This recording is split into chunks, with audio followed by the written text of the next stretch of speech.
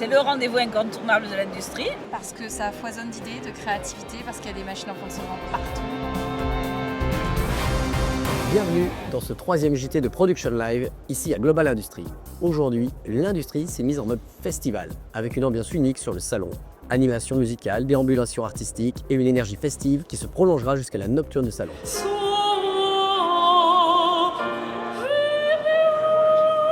Mais derrière cette effervescence, il y a surtout des échanges, des interviews et des rencontres marquantes.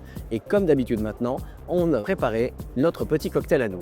Et on commence fort avec un invité de choix, Jean-Philippe Thierry, qui nous a parlé de ses deux casquettes. Vice-président de Start Industrie d'une part et directeur de l'innovation et de l'industrie du futur chez France Industrie de l'autre. Deux interviews à ne pas manquer.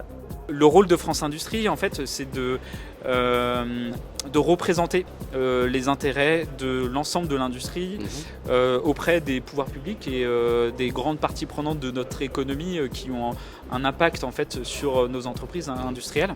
France Industrie, justement, est un partenaire d'un projet majeur qui arrive très bientôt, les Journées Usines Ouvertes. Nous avons rencontré Aurélien Herbert des Arts et Métiers, organisateur principal, qui nous a présenté ce concept qui décloisonne les ateliers et invite le grand public à découvrir l'industrie de l'intérieur. Un projet colossal que nous aurons le plaisir de couvrir le mois prochain. Alors les Journées Usines Ouvertes, c'est une initiative qu'on a lancée cette année qui a pour but de montrer la réalité de l'industrie aux Français. Et donc les 4 et 5 avril prochains, on va ouvrir partout sur le territoire plus de 200 usines. Et si on parle de réindustrialisation, il fallait qu'on échange avec Olivier Luancy.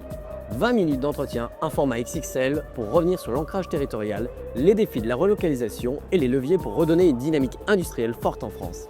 Un échange riche, technique et passionnant, presque intime, que l'on vous dévoilera très bientôt. On continue avec un moment particulier puisqu'on a retrouvé un ancien visage bien connu de Production Line, Raphaël Criado, vice-champion du monde de WorldSkills en fabrication additive.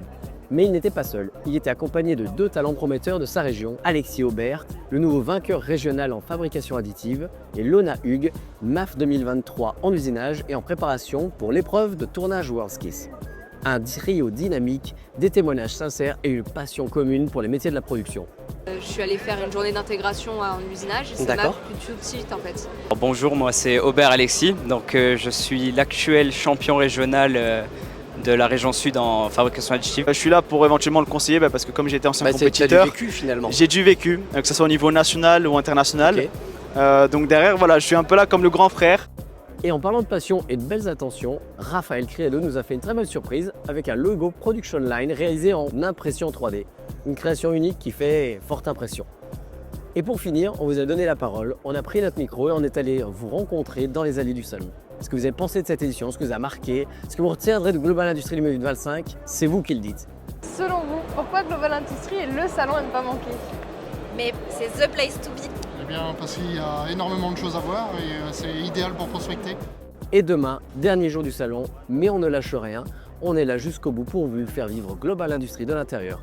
Alors restez avec nous et on se retrouve demain pour un ultime JT Production Live. À bientôt.